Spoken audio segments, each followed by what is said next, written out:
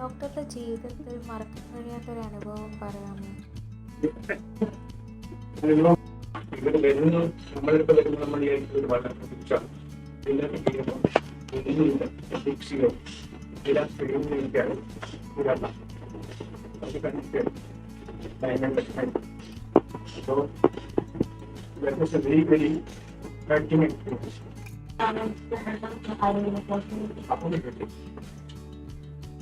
നമ്മളൊരു doctor family അച്ഛൻ doctor പിന്നെ 4 ന്യൂസ് വന്നതാണ്. അപ്പൊ ഒരുപാട് ഫ്ലോറൊക്കെ ഉണ്ടായ മെഡിസിൻസ് ഒക്കെ ഉണ്ടായിരുന്നു. അതൊക്കെ ജനങ്ങൾ കൂടി അങ്ങനെ ഒരു മെഡിസിൻ വാങ്ങിച്ചു കൊടുക്കാനുള്ള മനസ്സ് കാണിക്കുന്നുണ്ടല്ലോ. ആ ലെവലിൽ വെച്ചിട്ട് നമ്മൾ കോമൺ പീപ്പിളിൽ അങ്ങനെ ചെയ്യാനുള്ള അതിപ്പോ കോമൺ പീപ്പിൾ അത്രയായിട്ട് ചെയ്യാൻ പറ്റും. ഒരാൾക്ക് വേണ്ടി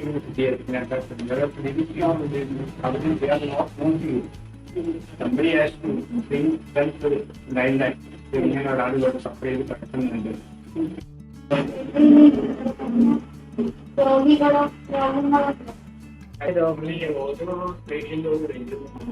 ഈ 2 രൂപ കൊണ്ട് മതിയാകും അങ്ങനെ എന്തെങ്കിലും ചിന്തിച്ചിട്ടുണ്ടോ ഈ കല്യാണത്തിന് ശേഷം? ഇല്ല, അത് മതിയാണ് ഞാൻ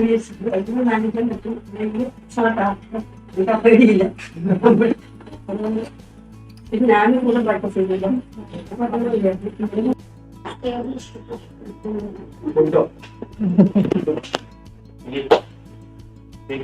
I'm not very flexible. ചെറുതായിരുന്നു എങ്ങനെയാണ്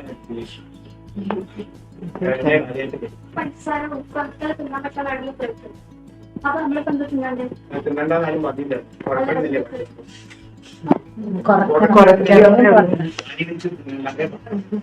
അത് ഒരു തെറ്റിദ്ധാരയാണ്. ഉപ്പ് 3 വിഷമാണ്. ഈ 3 വെള്ള സാധനങ്ങൾ. ഈ 3 വിഷമാണ് പഞ്ചായത്ത് മോശമാണ്. ഉപ്പ്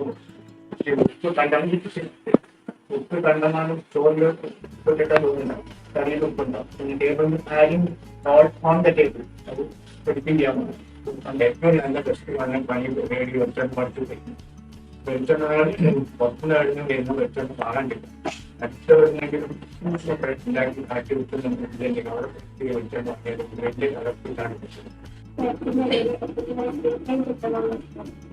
തോന്നിയിരുന്നു. ായിരിക്കും കയ്യെ കുറച്ച് കിടക്കണോ ഇരിക്കാന്ന് സമയത്തെയും പ്രവചിക്കാൻ വേണ്ടിയിട്ട് വരാൻ കഴിയും. വല്ല പണിയാണെങ്കിലും വല്ല കച്ചവടം നോക്കി കുട്ടിക്ക്